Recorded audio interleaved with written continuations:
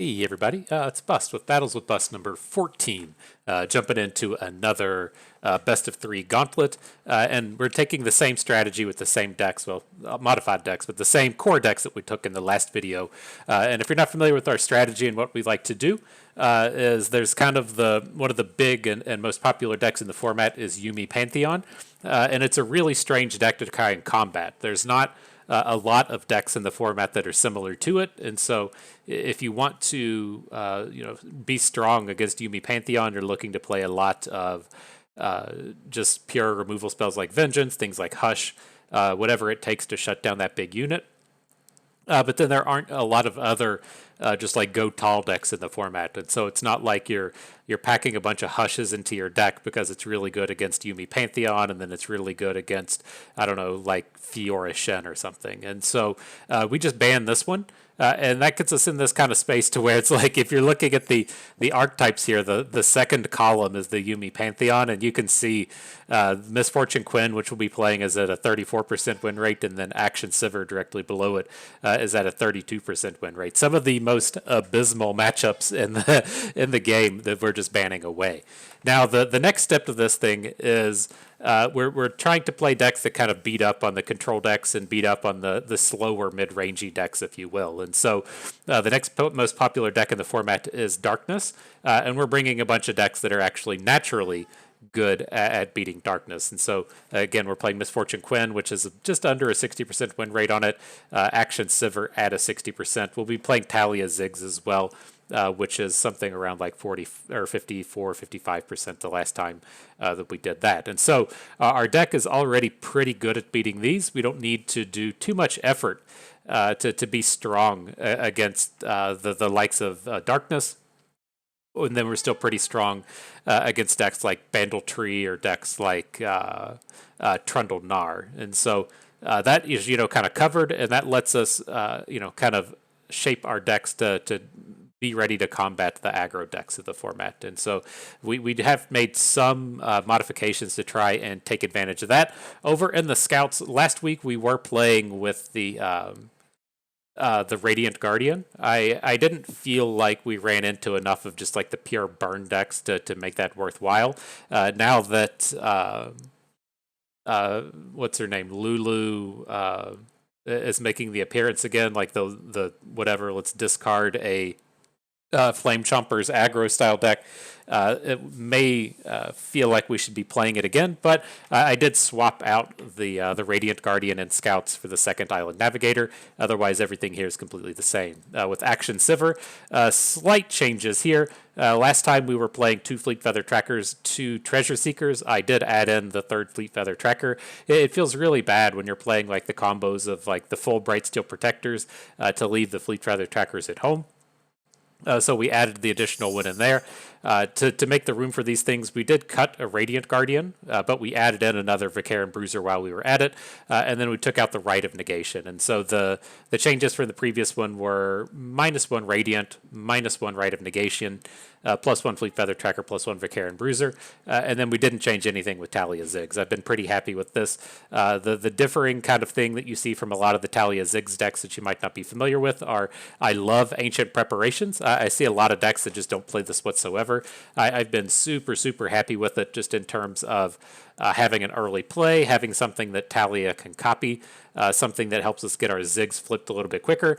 But then more importantly, we're trying to set up these kind of big combo turns to where we're going to, maybe play an Unleashed Energy into an Absolver, and you need to draw your cards in the right order. The Ancient Preparations really helps with that, or if it's just a matter of drawing a Herald of the Magus or the Arsenal in the late game, also helps with that. So it's a card that's good early, good late, synergizes with a lot of our strategies. I'm really happy with it.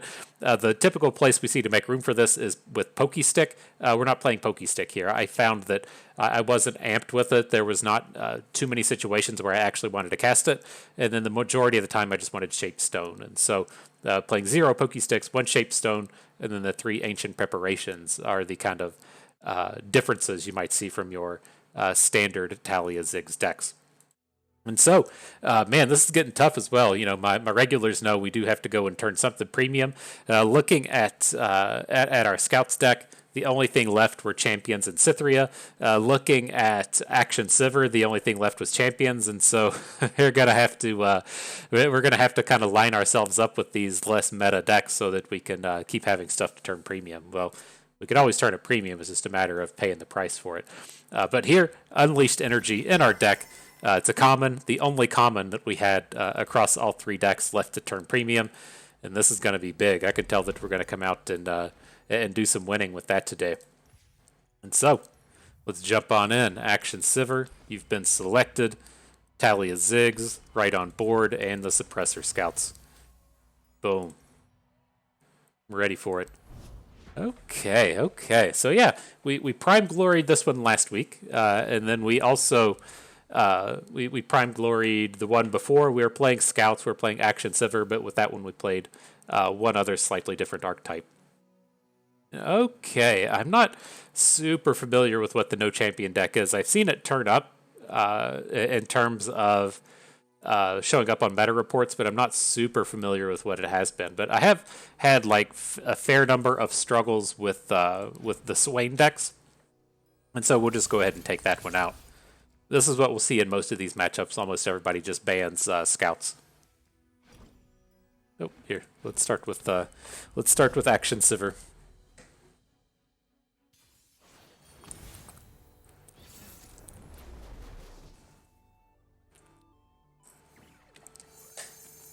All right, not the greatest of starts against Elise. I'm pretty tempted to hang on to the Radiant because I know we just have one copy of it. But let's get rid of these other 2 cards and look for something cheaper.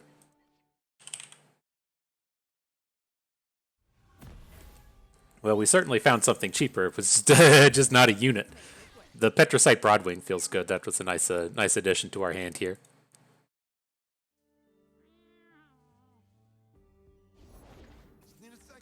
A boy Legion Rearguard, what up, my dude? Our expedition powerhouse making an appearance.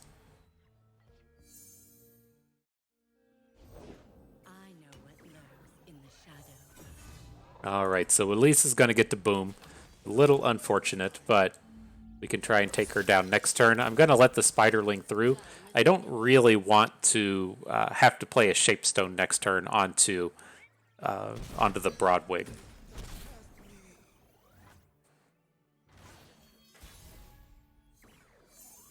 The Absolver, all around pretty awkward here.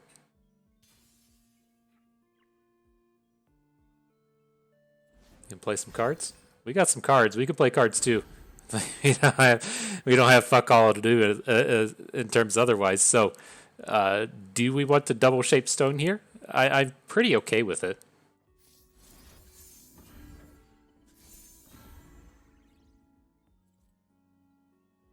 And we'll still have a blocker for next turn.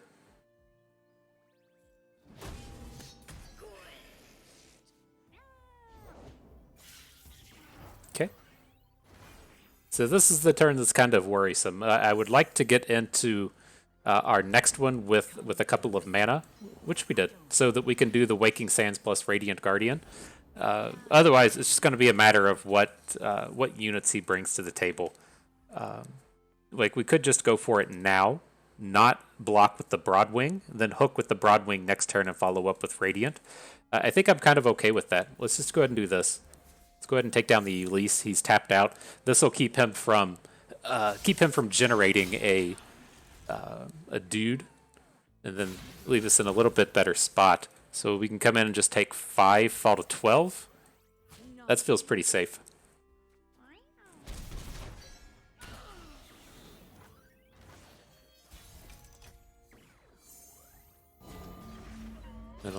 I don't think you changed anything, Sivir.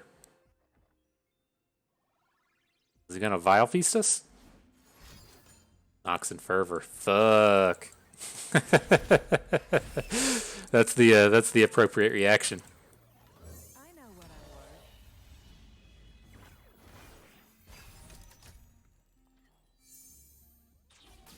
Interesting ricochet. It's fairly tempting to pop off, but I'd rather see if we can't get a Radiant Guardian. Well, we're not. We can block if we No, the Absolver still leaves the Broadwing too small.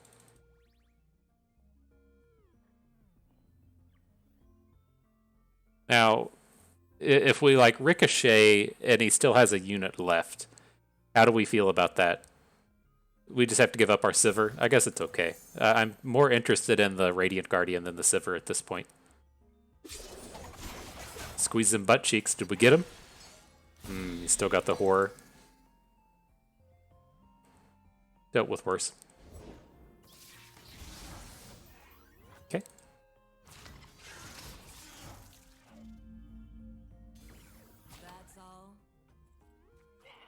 Alright, we're gonna get this Broadwing hook at some point. I can tell. I can feel it. I can feel it in my bones. Alright, let's guarantee we get it. How's that? Just throw down the Waking Sands. I feel like if we hadn't tried to get the Radiant down boosted, we could have just made it happen anyways. Like we could have just prevented more damage than she would have saved.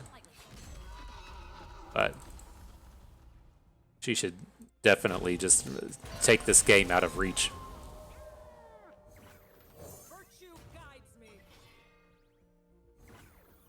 Not sure how they would ever get out of this. Even like a Decimate is going to leave them a little bit too far out of range. Remember the objective. Awkward. Make the Empire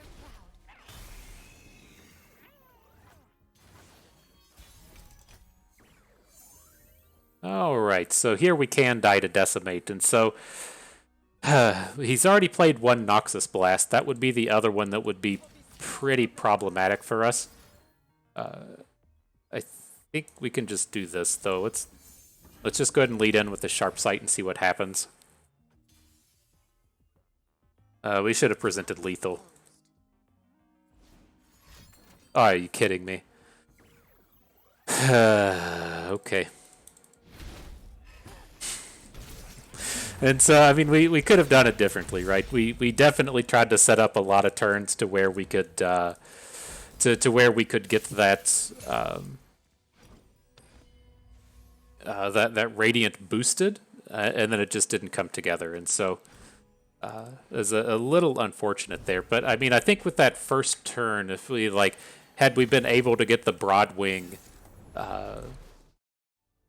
Get the Broadwing to die, then that game would have just been super out of reach. Still not... I can't quite remember what this deck is intending to do, but I think I'm okay hanging on to Sivir here. Nice pickup in the Brightsteel Protector.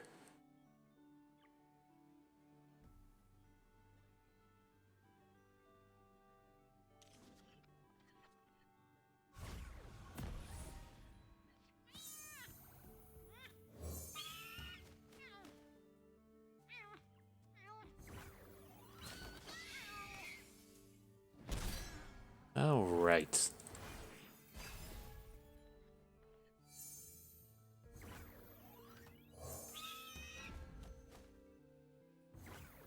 Do we have to worry about like barriers and stuff? I'm just not sure what these people are doing. But this is a big old boom if he if he doesn't add anything to the board. Station Archivist, okay.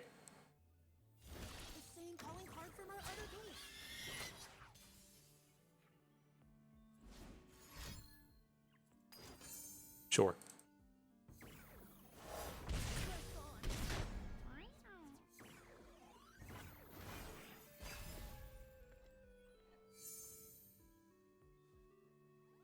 So how do we get the most out of this? Like, just playing on curve, we're going to want to add the Sivir to the board. But if we go with the with the Akshan Treasure Seeker, then we get to fully bank into the next turn and look to do like the Sivir or the Golden Aegis. I mean, if we go up to 8 mana next turn, we can hit with all of our units and then Golden Aegis afterwards. I think that's going to be nice.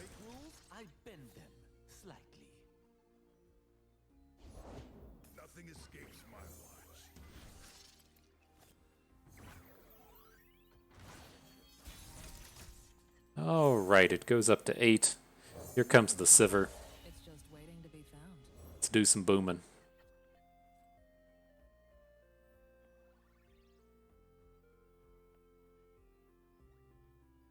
I think we have something on that case.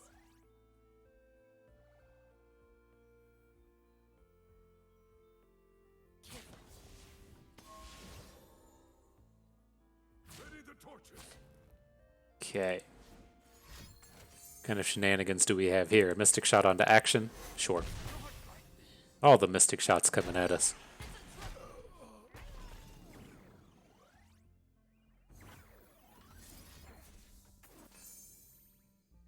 Getting pretty close to flipping Sivir. Danger pays. 7 will take her up to 22 damage. Just need to find 8 more.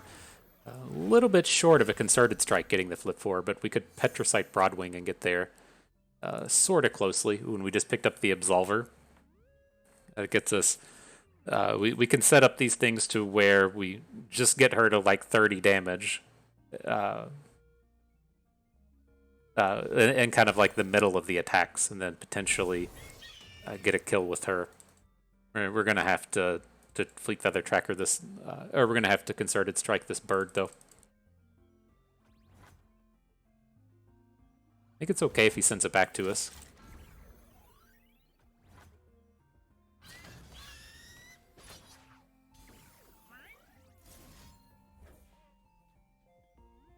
We need the Sivir to strike first. I guess it still works out okay.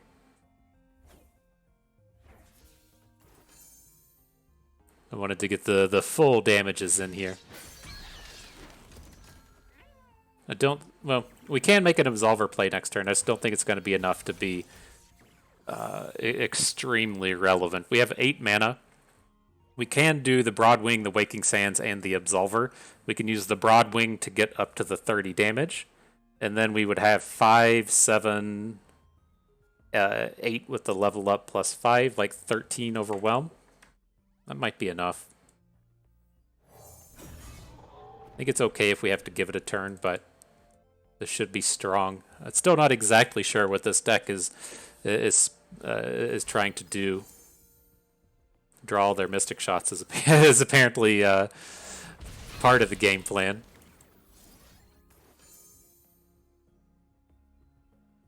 So this angle here leaves us 1 damage short, but it does give us the Warlord's Palace next turn.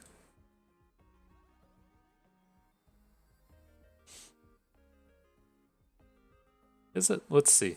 Did I math that right? We've got 10. We've got 15 damage in. Business as usual.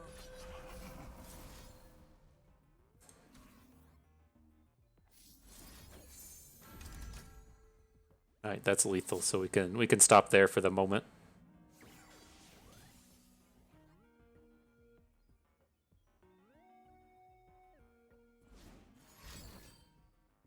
Bringing in the 3 sisters. Okay.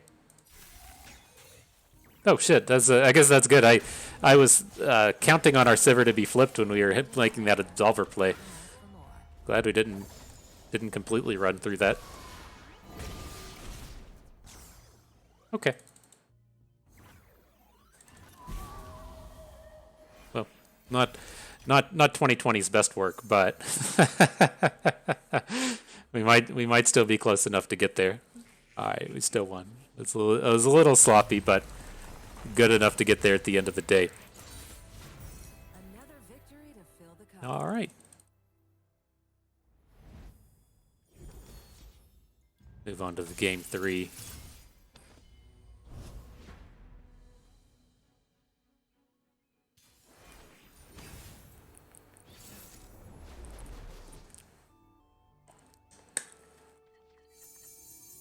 Okay, that's not a particularly strong start. I like to find the units for our early game. Doesn't seem like a space where I don't know if the minefield is supposed to be good here or not, but this is a much better start.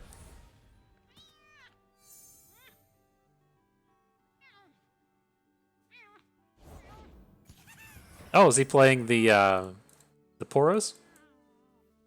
Okay. That's not what I thought the no champion deck was. I thought it was something different.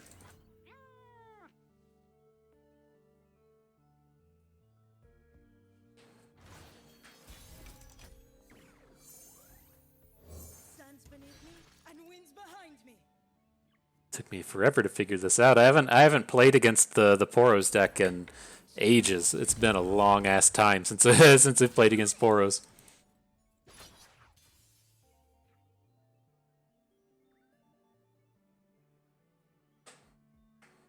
Oh, we should have done this the other way. I just assumed that he was going to automatically block, but if you're going to play cards like Iterative Improvement, then you want to keep the unit on the board.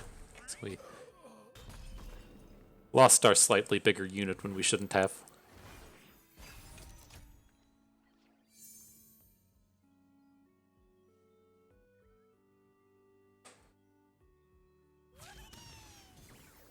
Now, awkward turn here. A little bit awkward. I think I want to Ancient Prep and see if we can't pick up a unit that's useful. The Naturalist is a useful unit, but we can't currently get her going. We can take her and then play a Hexplosive Minefield this turn, and then next turn blow it up. Well, we don't have to do that, right? We can blow up the Ancient Preparations if we want. I think I'm still okay with this. Well,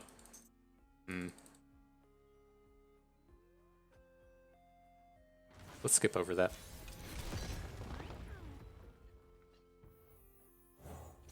If it was important, they should have built it better.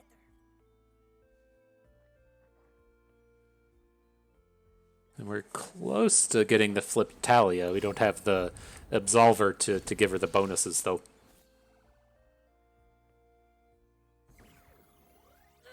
This girl is heavy.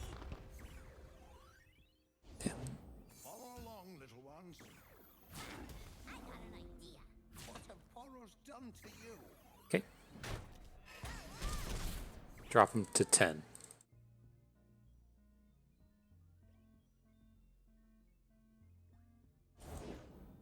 It's okay-ish. An Iceborne Legacy would do 9 damage next turn. If he wants to play more, we could technically try to blow up things with the Minefield, but the Minefield is pretty awkward in terms of battling against the Focus card, right? If we play the Minefield now, it just takes down the Poro Herder. Gets us for 9. Okay.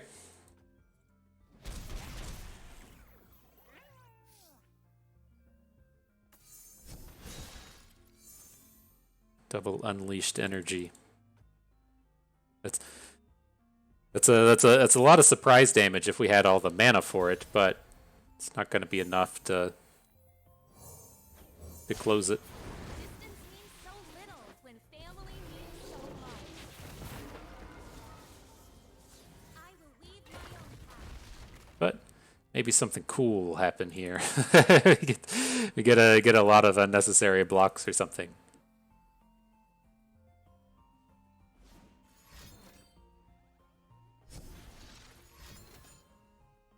That's one way to do it.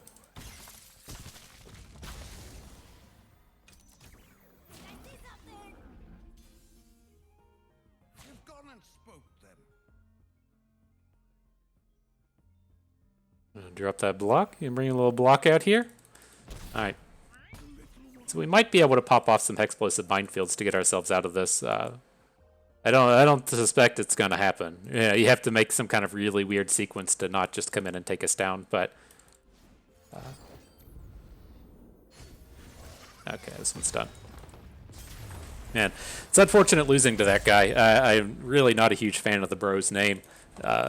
It's 2022. It's not time to be a racist piece of shit. It's like I get that you're trying to be clever with Ku Klux Klan, but as someone that comes from West Virginia and's dealt with the racism from just the dipshits that are around there, and then when people hear this fantastic accent of mine and just running into the the stereotypes and the assumptions that come from that.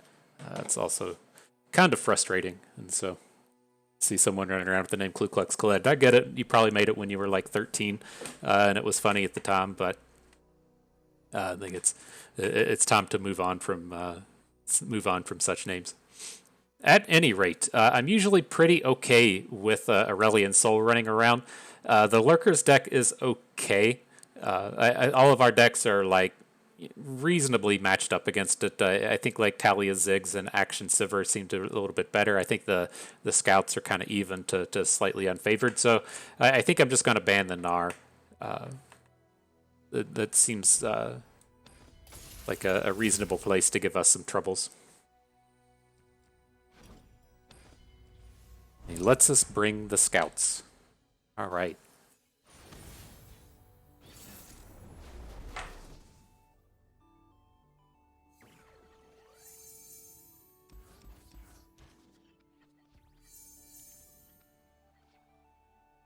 One of my favorite moments in life while being stuck with this accent was on a phone call with a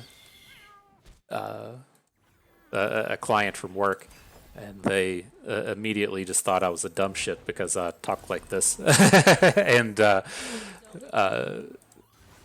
I forget what was going on, but they had like clearly made a mistake in their documents that they provided with me, and it was like I called out how they were about to just lose tons and tons of money, but it was in a way that sounded kind of weird. I forget exactly how it was worded, but they only had like one guy there that had worked with me before and knew I was not a dipshit, and so when they started laughing, he did not.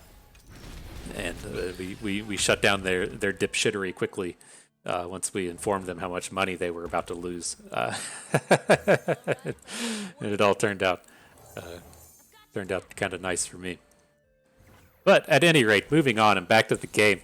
Let's see what we hit with the Targon's Peak. It was our most expensive one. That's kind of nice. Let's see if we have to hit the Aurelion Soul here. I guess if we hit our most expensive, they should be allowed to hit theirs, right? Okay. Getting pretty close to just ending this game. Still heart, steady aim.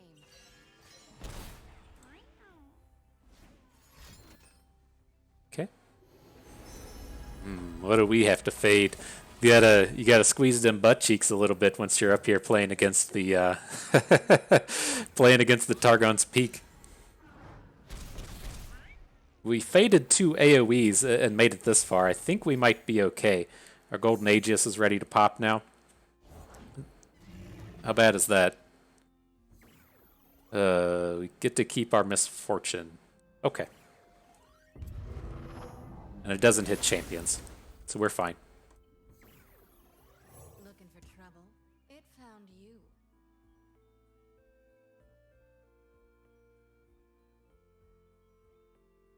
Hey, it's Misfortune. You gonna attack? You gonna bring some attacks in? No blocks. Alright, now let's see if we can close it down this turn. No guaranteed. You still got a bunch of mana over here. You can do some stuff. I don't think gaining health is the path to victory, but no quit.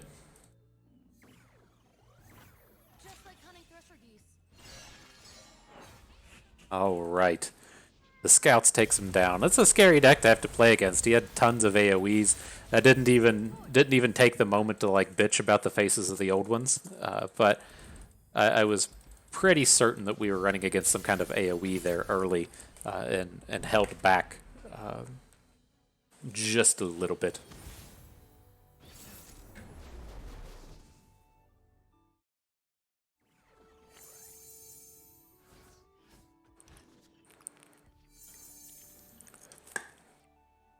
All right, Action Seeker, Treasure Seeker with a big pile of Sivers. It could do some stuff. It's a little slow. We need a little bit more thunder against the Targon's Peak deck, but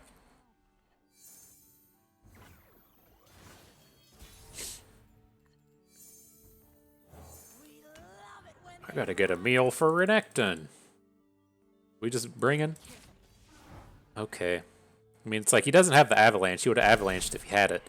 It's just like, should we have played the Waking Sands is where that one comes down to.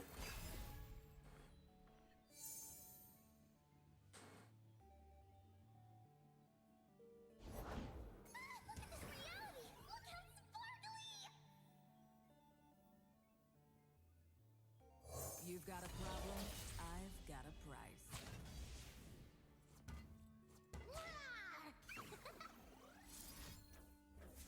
Okay, we'll single combat with the Merciless Hunter. I don't think they're going to have any kind of combat trick here, but I don't want something weird happening to Sivir. I think that's the best way you can explain that one. I don't want something weird happening. I don't know, man. Nothing weird. All right. Our journey continues. We will not be O2ing today. That's good. I was worried. I'm feeling pretty good now.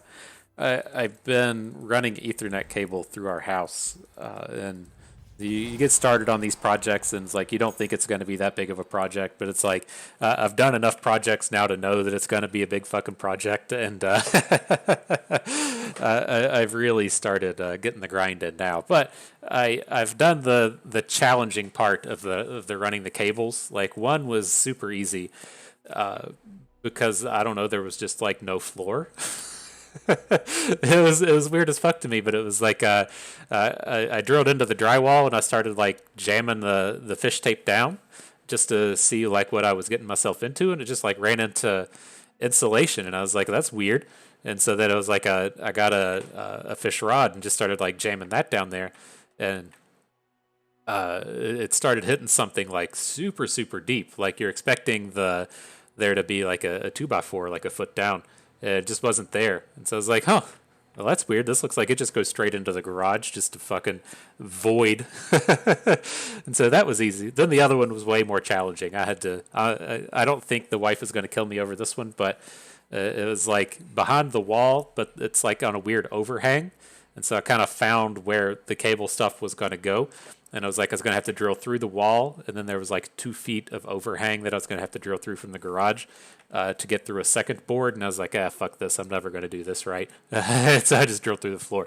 And so whenever old Bust quits making videos, it's because you've heard him say something like, yeah, I just drill through the floor. And that means he's probably died. Probably died. His wife straight take him down. But here, what are we gonna do? This is scouts. I usually like to ban the Sejuani Gangplank raiding party deck, and then battle against scouts and Yordles in arms. I think that's okay. I've usually been pretty okay with Yordles in arms, and when we struggle against the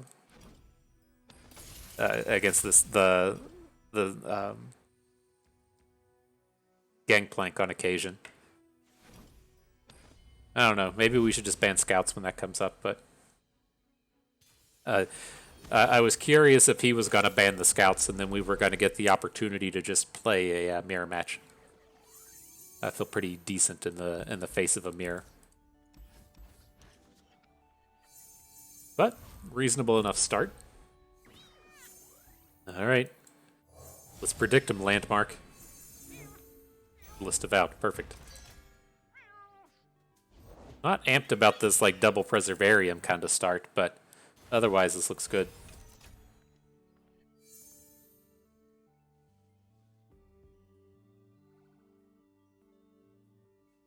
Gonna have to take the 5-piece nugget here. You got the bright steel for us. Nope. Cool. Happy enough to trade the Rockhopper for the bird. And then he's in the awkward space next turn to where whatever unit he plays will have to battle with the Endless Devout. Well, I guess it may not be bad. I mean, you can just drop Misfortune here, which is like a slightly dangerous block, but I get it.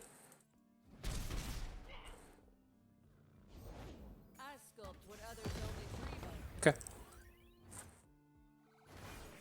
We're gonna have to battle through some stats.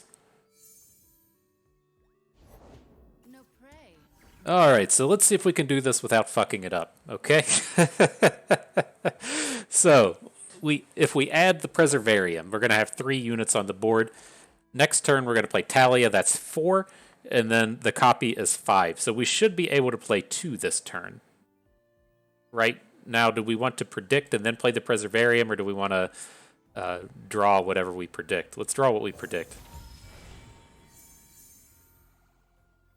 The Naturalist is slightly interesting just in terms of us needing stats here, but we're going to have the combo for Taliyah next turn. This is a fairly tempting block in that we could copy the Sarcophagus instead of copying some of these weaker cards. I think I'm okay with this. This also lets us flip our Taliyah without adding more units to the board.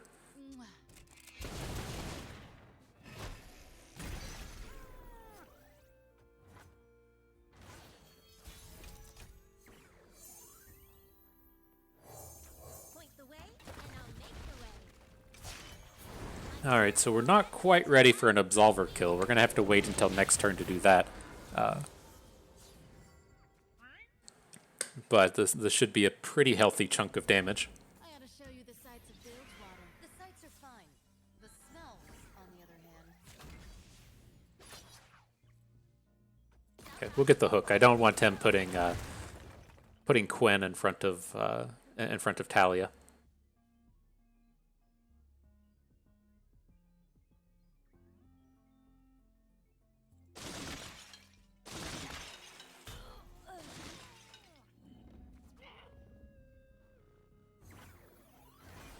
Okay.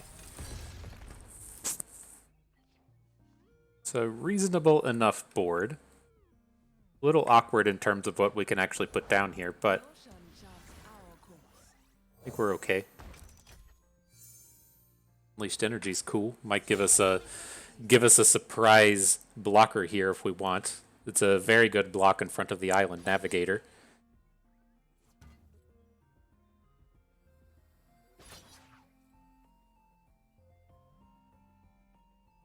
So what do we have to worry about here? The trick would be Sharp Sight, right? He could make Quinn a 5/9. I think I'm okay with making him do that. We're going to be short on the kill with Taliyah, but this also keeps him from playing a Golden Aegis.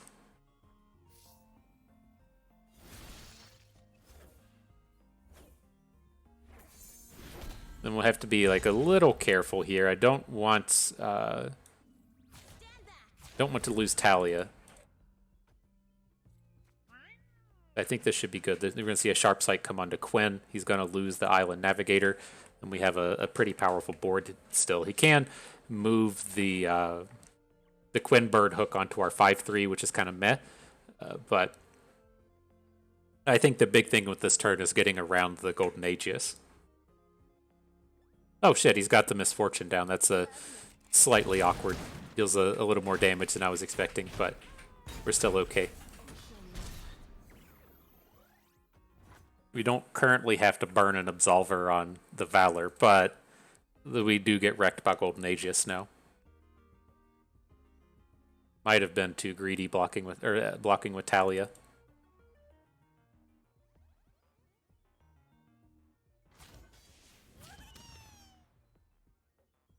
Well, he's only attacking with his shitty units. That's okay.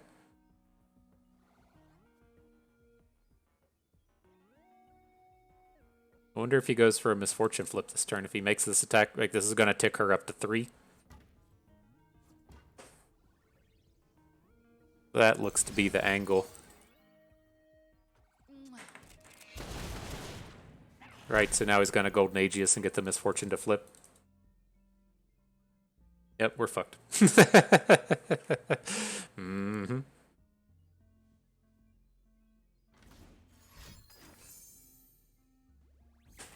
Okay, so let's play a Preservarium now. See if we can't get something to get ourselves out of this. That's not it.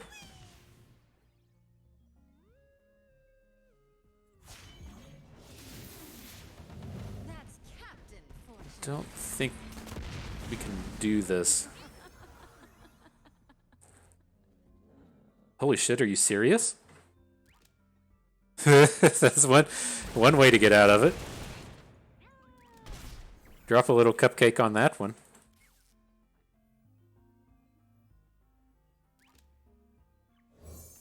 Little moves are just as good as big ones. Well, Got it. Relax your knees. let's see where this gets us. Maybe just don't attack with everybody. Just attack with the scout.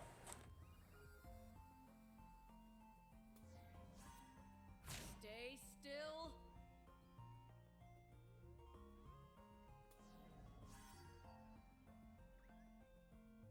All right. So if you're not familiar, what you can do with the Absolver is right. He puts this 2/2 in front of Taliyah. One threaded volley is going to what? One threaded volley is going to just make us deal 4. But now that we play the Absolver, we're going to get the extra damages in. She'll overwhelm through this thing, and now we'll hit for about 1 million. Because neg 6 is where we're at the moment. All right, so I'm glad we didn't just concede that one when the animation was happening, since the opponent clearly made a boo-boo there. We've done that before too, my dude. Don't feel ashamed. I've most certainly moved a little too quickly on the old clickarooskies and messed it up.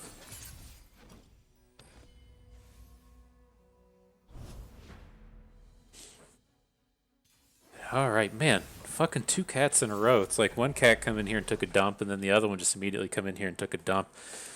Oh my god. Fucking, why does life have to be like this? Okay, we're on the even attacks. I don't like playing Sivers early against scouts. She tends to just get killed by a challenger. And so I like to cycle her away and have it be a later game play. But this draw is horrible. Horrible. No rush 15? Just don't play anything? Ooh, that's a nice hit in the Bark Beast. Fortune favors the bold. Arda's gonna make a meal of them. Alright, Varg, let's make a meal of him. I'll play a spell here. If we get to block the Bark Beast and like Sharp Sight through it, I think that's fair. Probably rather just play Shape Stone, right? It's going to be a while before it gives a good bonus.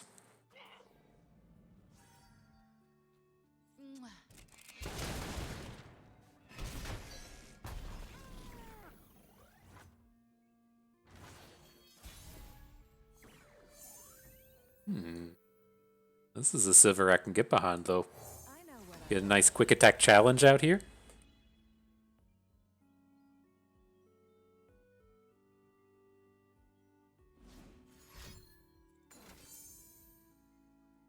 It's kind of lame.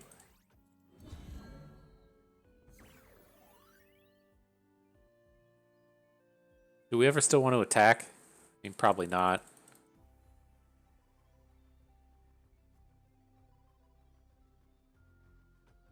Alright. Alright, whatever. Oh, we didn't attack either. Nice.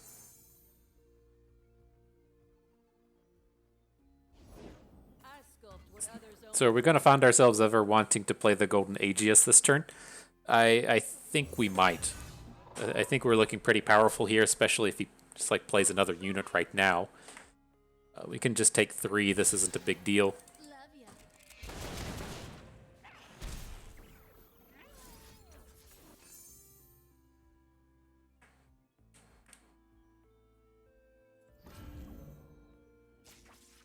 He's going to have another Golden Aegis. Vanguard Sergeant, sure.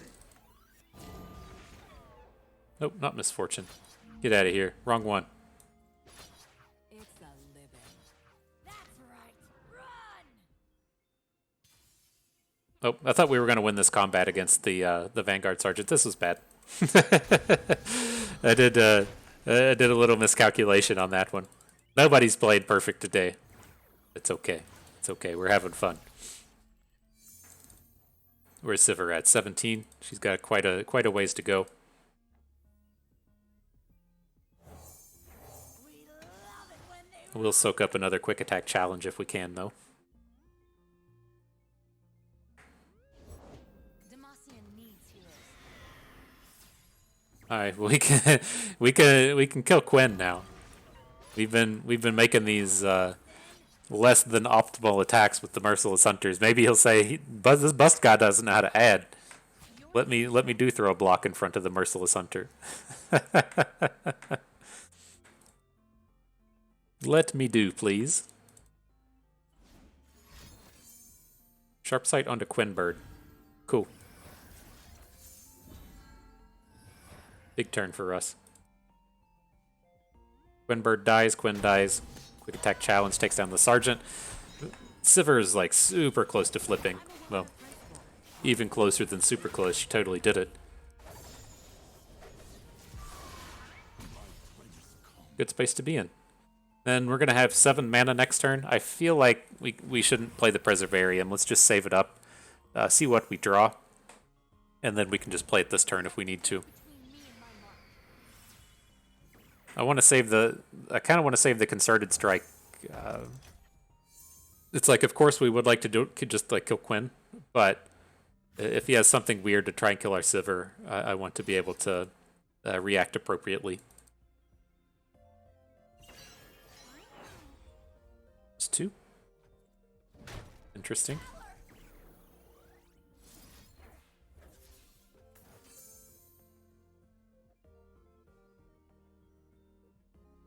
Business as usual. Boom. Okay. The Mirai Warden got us. So cool. Reasonably strong board. I mean, we can just come down and just keep attacking. Dangerous water. It's a living.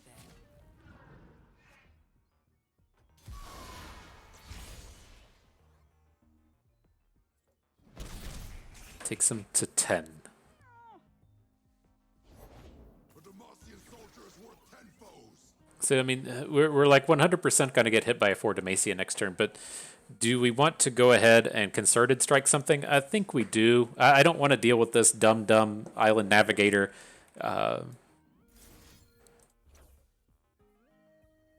Like coming in and like hitting twice.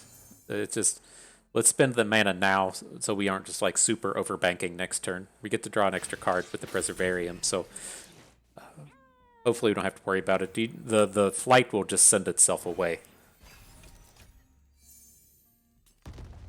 All right, the Absolver combo's here. Oh man, get him, Ricochet! Ricochet that shit before the 4 Demacia comes down.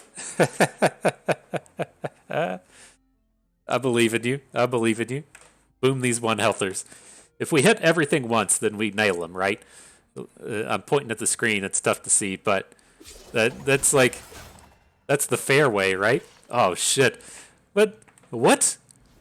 Oh my god, we hit the Vanguard Sergeant 3 times and then we hit the face twice. Fuck.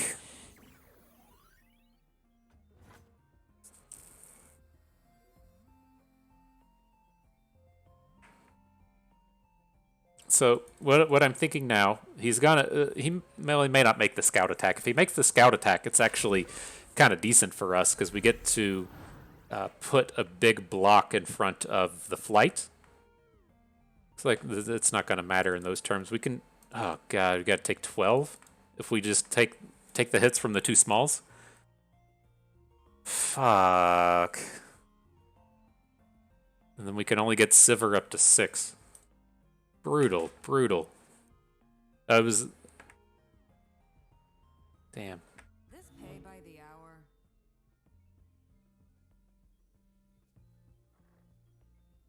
I guess we got to play all these cards on Sivir. Fucking A.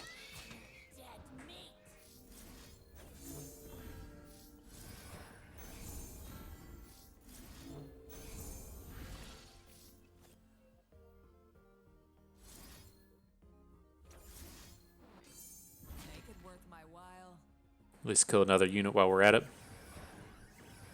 Damn. Okay. Well, that went from 0 to 100 real fucking quick. Akshan, you're not doing it. Damn.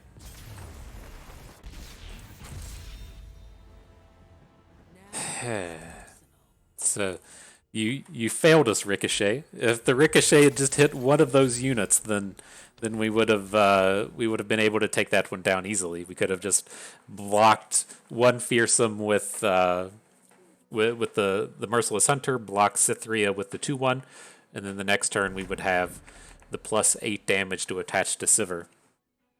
Fucking Ricochet.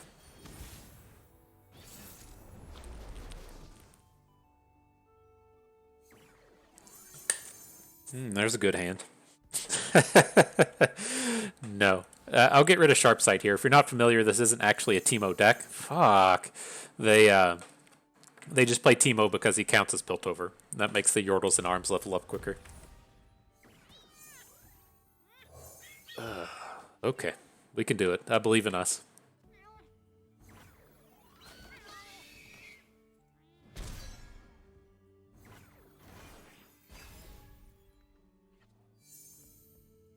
All right, just draw into the curve. That's the way to do it. Easy peasy.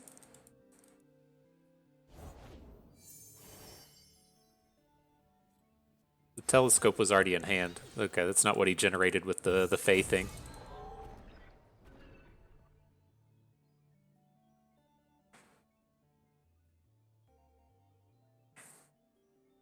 I will 100% get in front of your telescope if you attack. But this is like what we're hooking next turn. I don't want to just trade away the Broadwing.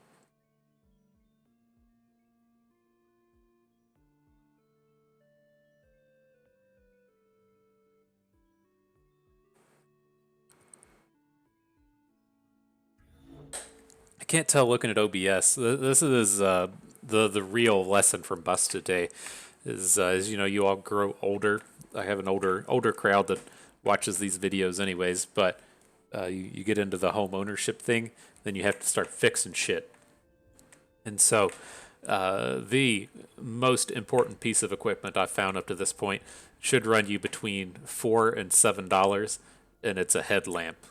I think I've still got like a little circle right here. I can kind of see it a little bit in the screen, but you will find a innumerable number of things that your life would just be made easier by not holding a fucking flashlight. And the headlamp has been just a wonderful addition. Just doing shit at night, doing stuff where it's dark. You feel kind of dumb wearing it, but it's been fantastic.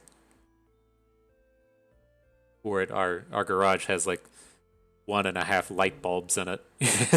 You can't see fuck all. Trying to climb around in the walls and stuff and do things and trying to hammer nails in the dark. No, thank you. I got a headlamp.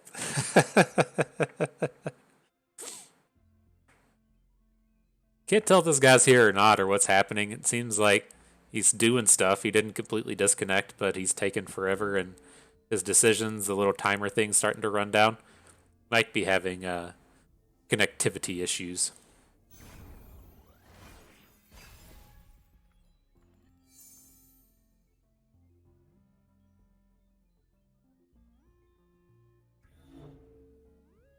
Alright, well, I'm just going to bank if it goes to our turn. I don't feel like we're missing out on much. Alright, well, opponent was not here. Sorry, my dude.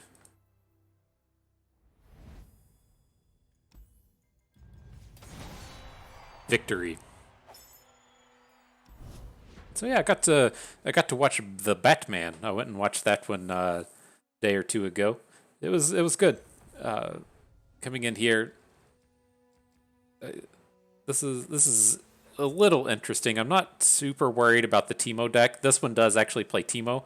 I don't like playing against the flashbangs, but we have sharp sight in every deck we're playing, and so well, not in Taliyah Ziggs, but we have like ways to deal with Teemo, and I don't feel like the Lucian deck is good. And so I'm happy to play against the Lucian deck with anything. I'm leaning towards just banning Darkness. Like, we're good against Darkness with a lot of our decks, but maybe we do ban Teemo Caitlyn so that we can just try and play against Darkness. I think that's fine. But no, it was good. It was the first movie I got to see since 2020. May have been before. Like, I can't remember if the last movie I saw in a theater was Endgame, or if I saw something after Endgame and it just wasn't memorable. But it's tough. Like, I just have no desire to go and sit in a room full of people in the middle of fucking COVID. And so it was good. It seems like the numbers are down enough. I've been vaxxed and boosted forever, but, I still feel like I've won the lottery and never getting COVID. It always just felt like, it's not worth it to go watch the old movie. But I was comfortable. It was well spaced. It was a large room and stuff, and so it's all nice. But yeah, I thought people talk a lot of shit about Robert Pattinson. I guess you get typecast into being Edward Cullen forever. I think he's a delightful actor. I forget what I saw him in like recently within the past year. It had to have been on Netflix or something, but he was wonderful in it as well.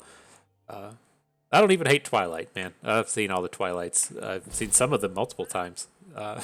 It is what it is. If you're getting into a teen drama that is about vampires, then that's what you get out of Twilight. And then if you're one of those people that it's like, I like Anne Rice and I want to watch From Dusk Till Dawn, then it's probably not your cup of tea. But I still think all Edward Cullen is a fine actor. But then I didn't even realize until I was looking up on IMDb after the fact that Colin Farrell was in it.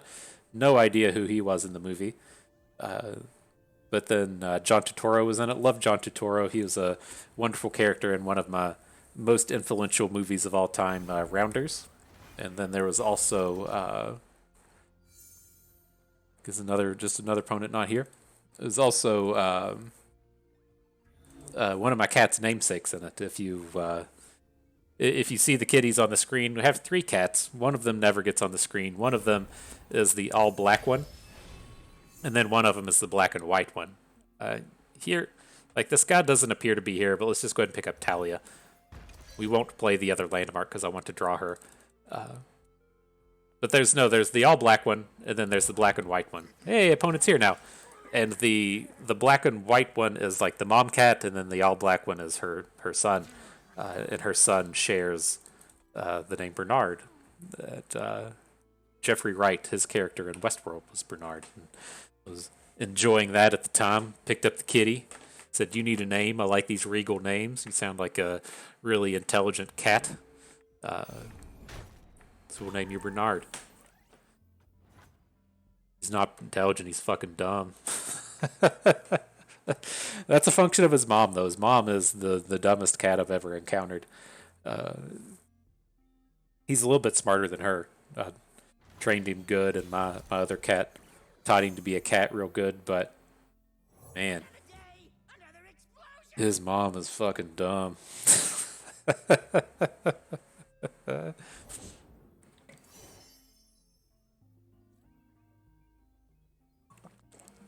But all right.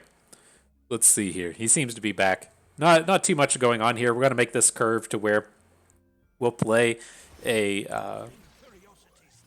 we'll play the Endless Devout next turn. I'm going to stop and figure out if we can, copy landmarks with Taliyah and stuff. We're about to lose 2 landmarks, so I think we can probably play Endless Devout plus the landmark and then Taliyah immediately afterwards and not lose value. But I fail at this frequently. Just because you're making the videos doesn't mean you're good at the game. So we'll see. We'll see if we can manage this correctly.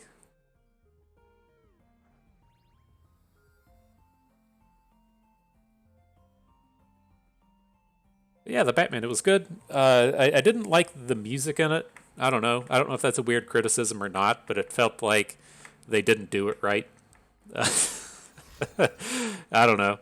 I have no credentials to criticize the music. It's just like I feel like this is the first movie I've ever said that about, and I've just been huge into movies for ages and ages, and so for there to be like a movie where I finally say, you know what, the music in that wasn't very good, I feel like that carries a little bit of weight. And then it was a little bit too long, I thought, but I was glad that they didn't do the origin story. I won't spoil anything in the movie other than saying I didn't like the music and they didn't do an origin story. But it's kind of like watching the Spider-Man. You don't need to see fucking Uncle Ben die like 100 times. Same thing here. You don't need to see like Bruce Wayne's dad die a bunch of times. Like we get it. He's dead. He kills him, and then Bruce Wayne gets fucked up in the head, becomes the Batman. Like that's that's it. That's what Batman is. Don't need to see this happen every movie. But at the end of the day, I watched it with my mom, and my mom was like, I only got like 25% of that movie. I didn't know what was happening. I was like, well, fuck.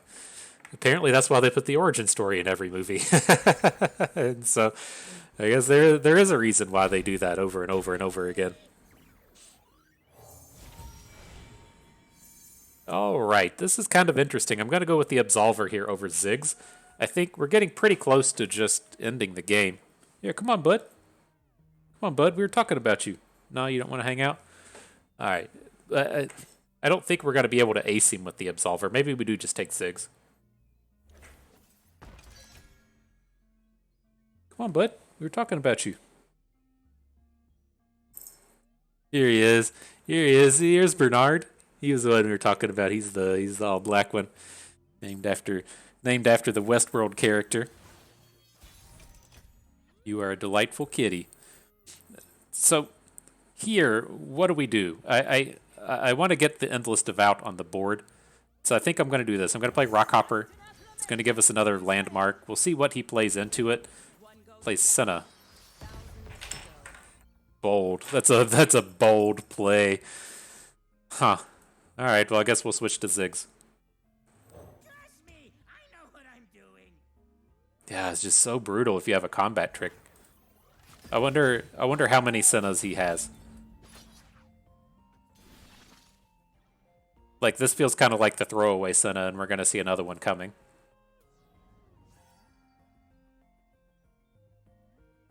Man, this is just going to be slightly brutal because he's going to say, well, we may get the block onto the Endless Devout. You shouldn't, I don't think. Like, I know he's like holding on to small darknesses, and he's going to use it to like take down our smaller units, but we were going to be in a bit of a bind next turn if we couldn't Taliyah onto the sarcophagus. Just not having a landmark was going to be a little unfortunate.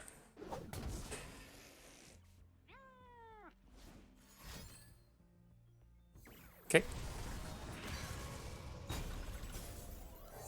Here come the values. Together, we are stronger than stone, faster than the wind. Keep your eyes on the horizon and your feet on the ground.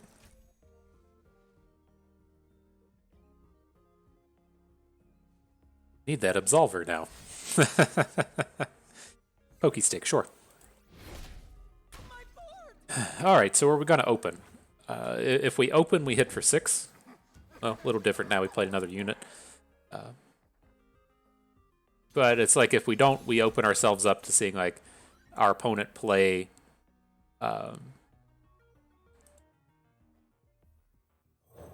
we see them play like the lifesteal dude, which is kind of awkward. But picking up the Desert Naturalist was big. We get to slam all these units on the board like right now. Might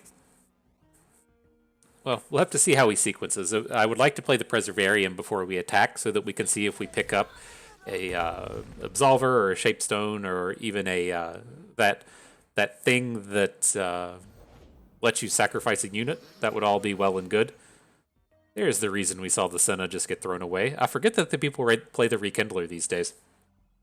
But I think we're still in a decent spot. Think I see something.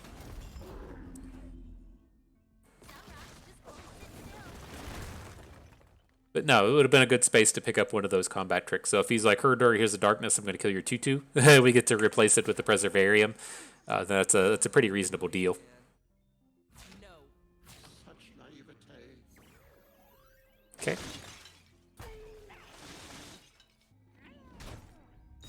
So we take him to 1. Much greed in this game. Much greed.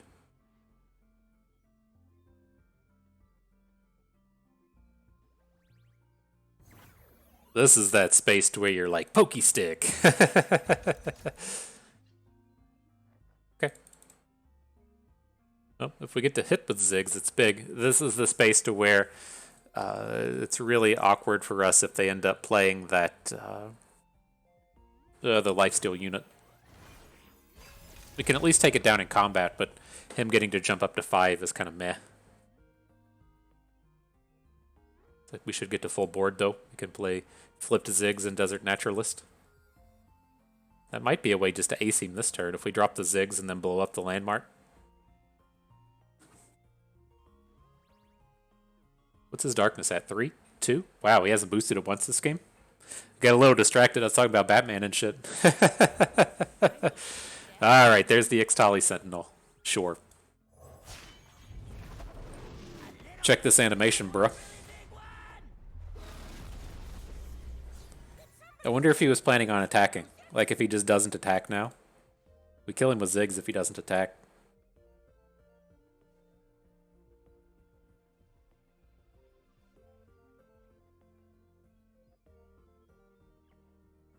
Do have to remember these are 2 damage dark or 2 mana darknesses. We can't be throwing Taliyah in front of Senna. All right, G. What a great day.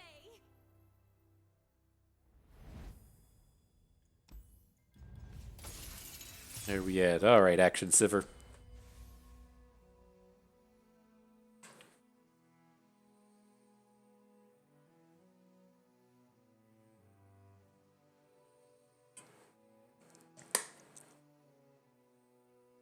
I think the Akshan Sivir matchup is supposed to be worse for darkness than these other ones.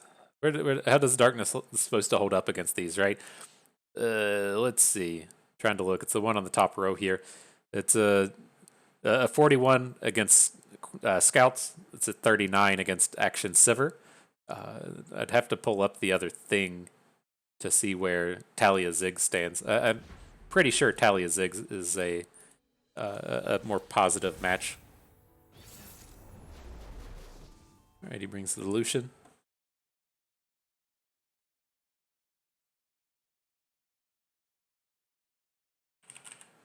Let's see. My curiosity is getting the better of me. Got to bounce back and forth. Kind of want to keep one interactive card since we're up against Lucian, so we'll hang on to Cataclysm just in case. Yeah, the Taliyah Ziggs is at almost a 60% win rate against Darkness. These aren't like guaranteed wins, right? They can certainly win in a matchup to where they're only supposed to win 40% of the time. But this is this is what our deck is designed to do, or our lineup is designed to do. We're a little bit weaker against Darkness, given that the way that we kind of shaped our deck, but we should be okay. Nice curve here. We'll take the 3 from Lucian, but we should get a quick attack challenge on him next turn.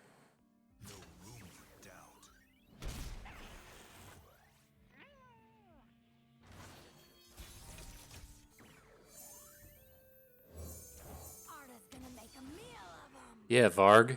Make a meal out of him.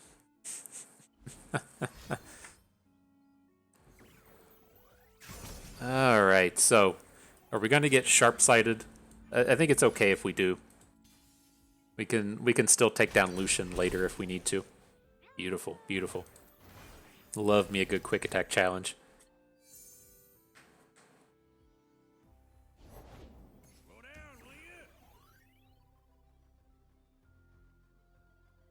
Slightly awkward. Don't have a great block for the Grizzled Ranger. I don't want to take like the full amount of damage. Let's block one. I think I'm okay if we like Waking Sand, the Grizzled Ranger, and then block the Loyal Badger Bear with the Merciless Hunter. Then we get to follow up with the Petrocyte Broadwing.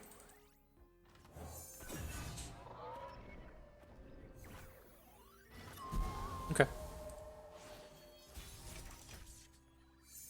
Got to keep like eyeballing our Sivir status here, see if she's capable of getting the final KO.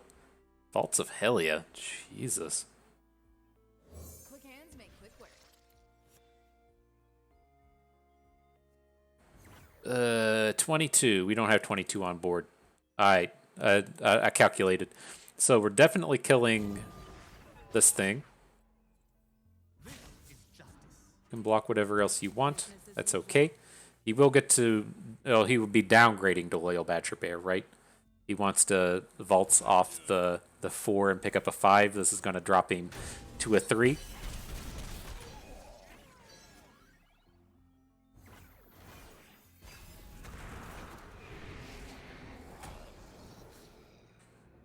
Alright, we just dealt with that.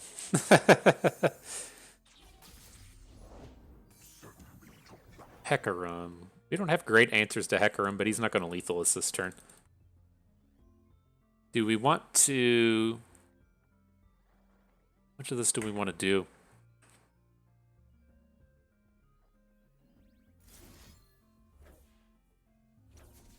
Let's see what turns up.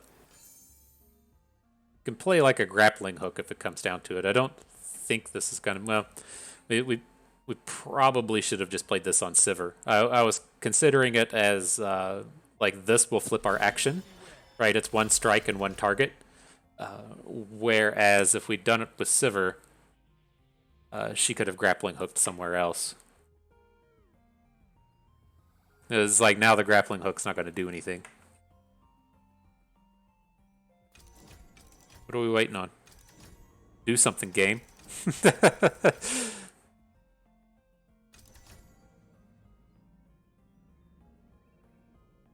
Yes, technically, we could +1 attack our team and then grappling hook the Loyal Badger Bear, but maybe. I don't know. It's kind of growing on me. Like, what do we need to hit with the draw? Like, drawing an Absolver would be kind of nice, but well, I'm also pretty okay with just throwing our unit in front of the Badger Bear. Now, the thing, are we going to fall to atrocity range? We fall to 8. Okay, that's fine.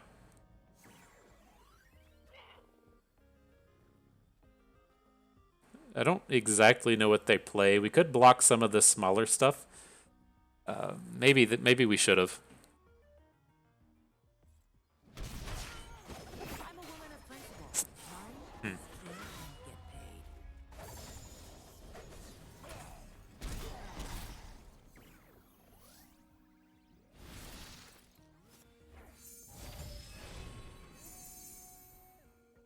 Well, I kind of like both of these cards. I think we just win the game either way next turn. I want to pick the Concerted Strike just in case something goes wrong with this combat, but I think we should be able to add the Vagabond here. Then next turn we're just going to open. We'll hook Hecarim way down to the right with the Broadwing, and then we have this giant spell shielded attack coming through with...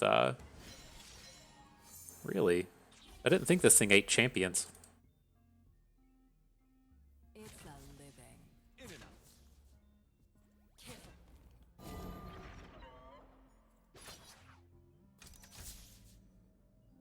Got 8 in the middle. Okay.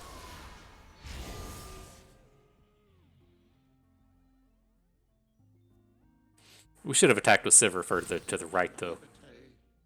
Join the conflagration. Right? So if she falls out of combat, all of our units don't lose the abilities. We got him anyways. Okay. Rip. Okay.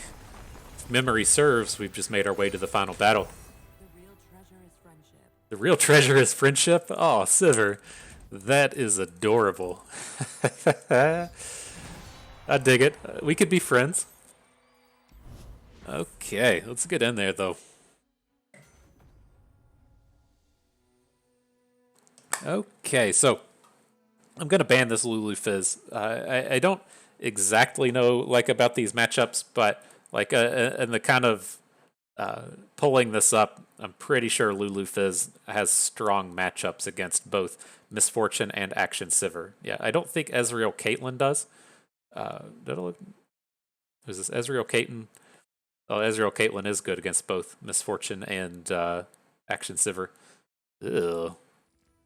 This guy's trying to bring the booms on us.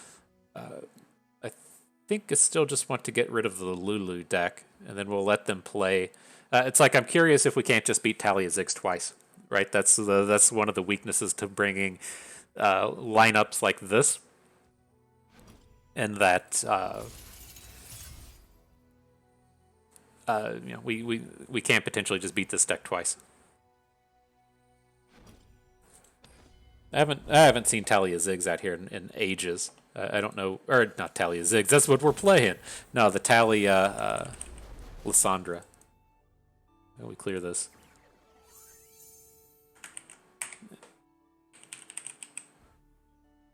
Curious. Let me see them stats real quick.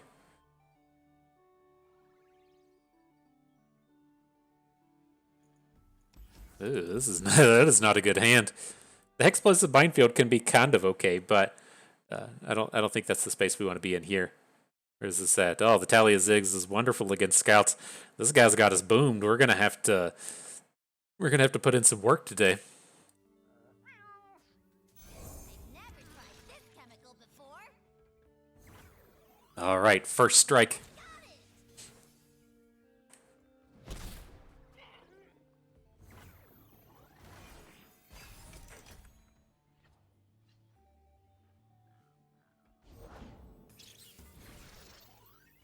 Now where did I leave that beaker? It's bringing these nasty 2-for-1s on us. It's gonna blow. All right, we'll just remove it. It's gonna happen. Yeah, just to get that off the board. Leaning towards the naturalist on this. We'll have the 3-ticked bomb on the board. I think that's okay.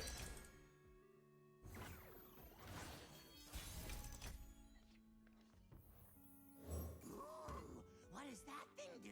It explodes, of course. Go ahead, light the fuse. I'm going to attack. I'm ready.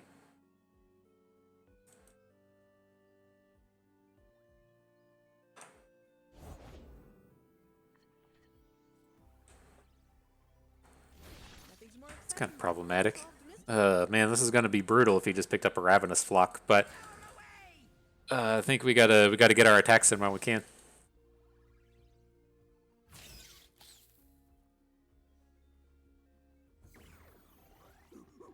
This is like the space now where it's like, I'm curious if we should have attacked with the Chemist, because he gets the damage, and then now the Naturalist gets to block. Yep, the Flock. Doesn't say it's... Okay, the Archivist created.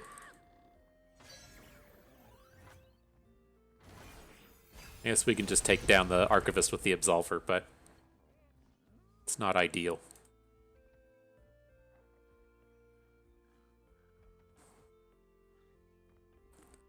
Now the Arsenal here to say what up. He won't get to come down till turn 9, but he's ready. He's ready. Want to see what it does? If it was important, they should have built it. Right, this is the kind of awkward space as to where it's like, I mean, we have to put some damage in front of it or we'll never kill it, or we just have to trade the Absolver for it. And in those kind of terms, I'd rather just like get the 2-1 off of the board.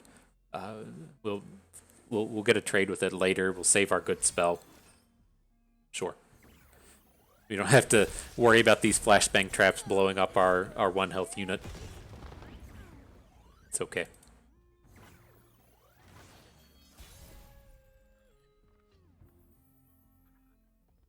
It'd be a lot cooler if you were flipped Ziggs. It would be a lot cooler.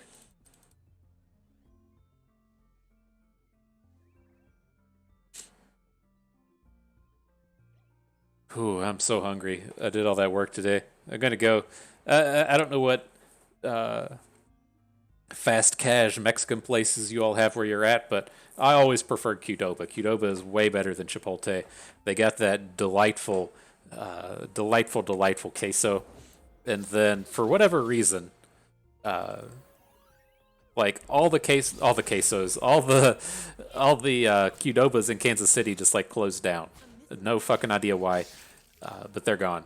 And so now it was like that was your only choice was to go to Chipotle if you wanted to get the fast casual eats. But now I've found a new place. They've got they've got the good queso. I gotta go there. It's more of a local style place. It makes me so happy. The world's a big place. Let's see all of it. Come on, there's so much to see. All right. Well, we're going to copy the Taliyah. I assume that he's going to come in and just boom the Ziggs, but we have the Absolver combo here. It's a little scary in that they have like a non-zero number of stuns in their deck, and there's not a lot we can do about it, but might be able to chunk through a win we don't deserve. We're going to get guillotined. That's what that means, right? When he spreads the damage out like this. Oh, just a Ravenous Flock. Okay.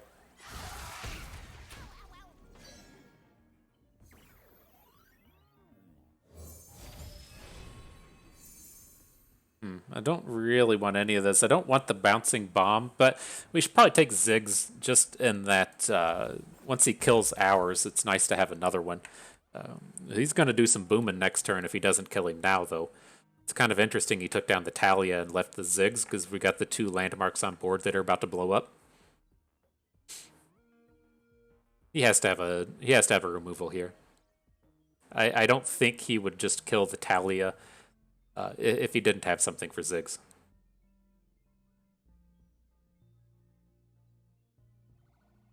Do you smell something burning?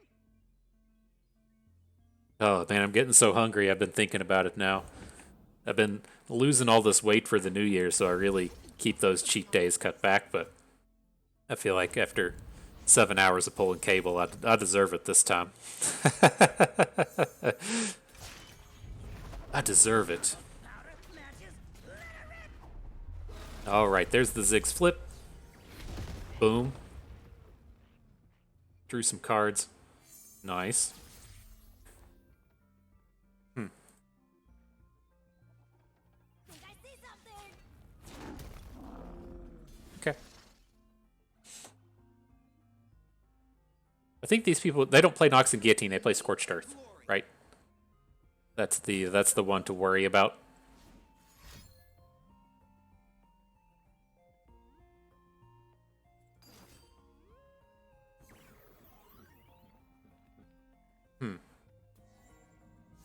How much does this do? 2 damage. It's like, where are we at? Right, we can deal 6 out of hand. I want this. Does the Ziggs thing not deal damage if he doesn't make it?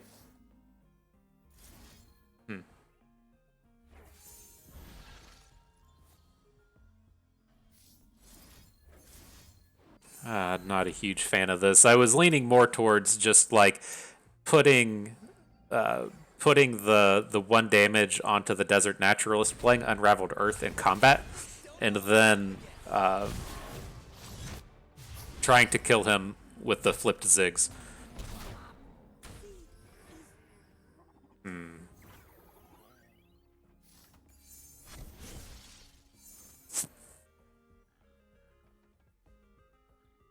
All right. Well, if you're able to beat the deck, this is the way to do it. He can't play units now until he kills our Ziggs off. So,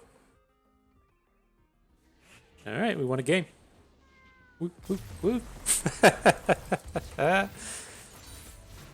But that's pretty important, right? If we gotta take our last remaining deck into like 40%ers, then getting that 40%er twice is pretty important.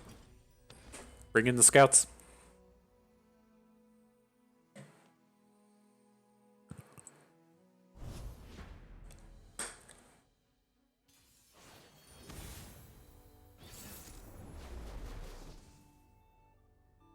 We're gonna get them with our stony suppressors. That's the thing that's different between our deck and the normal scouts. Stony suppressor is actually pretty good against the Ezreal deck. It usually soaks up like 3 or 4 mana before it gets dealt with. But here I'm kind of tempted to hang on to the Island Navigator, but let's look for other cheap plays.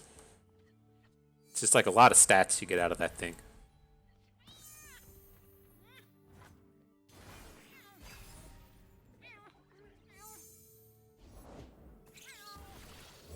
Alright, I'm prepared with the Ranger's Resolve. Whenever things start going south, we'll protect ourselves.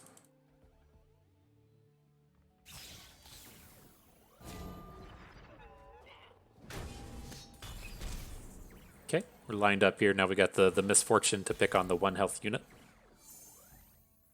I'm one of the good guys, but not that good. I have to see if he brings in a spider plus a ravenous flock. But if we get out of this turn, I'll be feeling pretty good. He's just like, Station Archivist. That kind of feels like a win.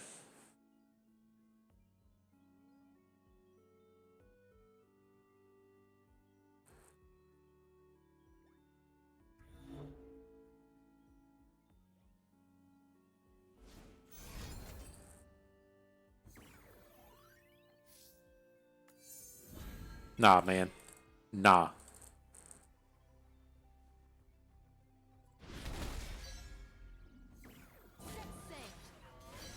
I did the mathematics. I did the finger counting. Will we allow it? Nah. Nah, man. I'm not going to do that. No, thank you. Ooh, the Island Navigator. We bring in here. It's gotta be the flavor package here with the Broadwing and the barrier.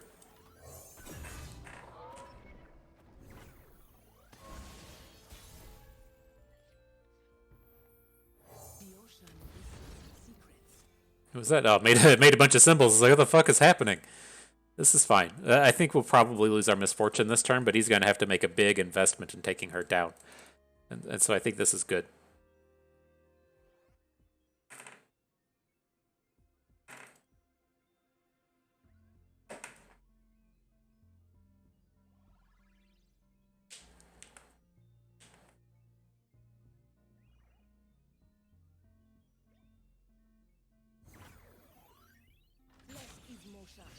Interesting. Just do nothing, huh? That does not seem like a game-winning maneuver.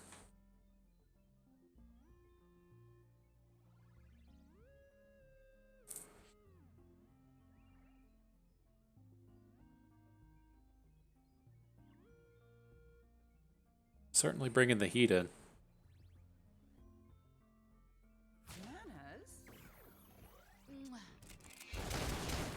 Wow. Can I get a wow?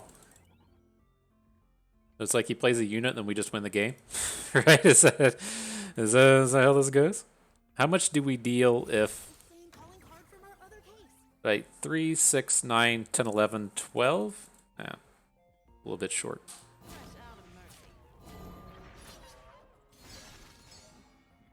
And it's, of course, not a guaranteed kill down here on the Archivist. You can deal some damage to the Broadwing to make it deal less damage, but have to imagine in the spaces like these, he's looking to just get the trade on the units there. And then say he generated a Mystic Shock, right? He's going to play the Mystic Shot on our 3-2 or built over Peacemaker or whatever it is. Take him to 6. He's still got the empty board.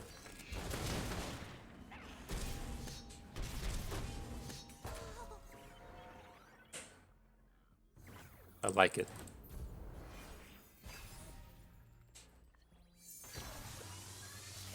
All right. You were probably due one. You were due for some high roll. Or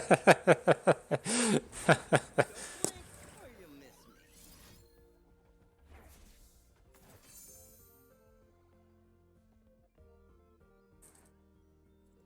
me. Nice. There you have it. Prime Glory. See it here first. Bust bringing him in. And so that deck is actually kind of interesting to me. The lineup that guy brought. That was a pretty big high roll for us. We showed you all the matchup percentages, and we were 45% against everything in his lineup, and so that was pretty lucky for us to take that match down. But it does bring up the kind of the interesting point, right? We're playing on level 1, right? If you're not familiar with the term leveling, I don't know if it came from poker or not, but poker is where I learned about it. But that's the thing. It's to where it's like, okay, well, kind of like level 0 is I'm just out here just playing cards because that's what people do. Level 1 is like, okay, well, my opponent is going to do this, so I'm going to make this game plan, right? That's what we're playing. This is a level 1 strategy that we're doing. Is we're saying, okay, our opponent is going to play Yuumi Pantheon, and they're going to play a bunch of mid-rangey decks. So we're going to ban Yuumi Pantheon and then abuse the mid-rangey decks. Like that's what our strategy is. Now, the thing opponent was doing, he could have just been bringing an aggro lineup, sure, but that would be what I would kind of look to be as like a level 2 strategy. That's where I'm doing something because you're thinking of what I'm doing, and I'm reacting to how you're reacting, right? It starts to get real deep, but level 1 is just saying, okay, I'm going to play how because of what you're going to do, and then it's like, well, I'm going to play based knowing on you're going to play how I'm going to play, and so that would be like, okay, well, our opponents have figured out that they're banning Yuumi Pantheon and then playing the scouts and the like. They're strong against darkness and they're leveled up to beat the aggro decks. Then fine, let's pick on those people, right? And then so they just come in with the lineup that just smokes smokes all the scouts and the action sivers and the like of the format. Again, like I'm not sure how I super feel about that here. If you're playing in a tournament, then maybe. I don't feel like the level of competition that we usually face in gauntlets is as equal to or as high as we face in platinum. Definitely not as what we run across in diamond. And so I feel like as kind of another poker based strategy, if you're playing against a bunch of idiots at poker, you shouldn't say idiots. If you're just playing against a bunch of people that are less experienced than you at poker, then you just play super straightforward, right? You play your good hands, you make good hands, you value bet your good hands, you never bluff. That's just how you play against people that aren't experienced, and I feel like carrying that strategy into Gauntlet is strong, right? Scouts is probably the best aggro deck in the format. You want to play scouts literally every single time that you're given the opportunity, and just expect that you're going to get good matchups with it. And so, but that's whenever you take your way into a tournament, that's when you're more likely to play against people that are thinking about their lineups and analyzing the lineups and the things that they bring, and that's where you might be a little better served. Taking like what we just saw there, the Ezreal, Caitlyn, and co. And so interesting, but you've gotten another chance to see all of our decks here. Maybe we'll look to mix it up for the next one. I'm really intrigued by what that guy was bringing, and we've been seeing Ezreal, Caitlyn move up in the meta list, and Fizz Lulu's making a return as well. And so maybe we'll have to take those into account for our next one, because there will be. If I'm doing the knowledge thing right, there will be one more gauntlet before the patch comes out. I think the patch comes out on the 29th or the 30th. of March, and that'll probably shake up the meta a little bit. And so it should just be another week of what we're doing here now, and then we'll get the meta shake up here in about 2 weeks. But that, excuse me, is going to do it for us today. I hope everyone enjoyed the trial. You learned how to scout it out a little bit better. Maybe learned a thing or two along the way. Had a good time watching. This is Bust, and we thank you for being here.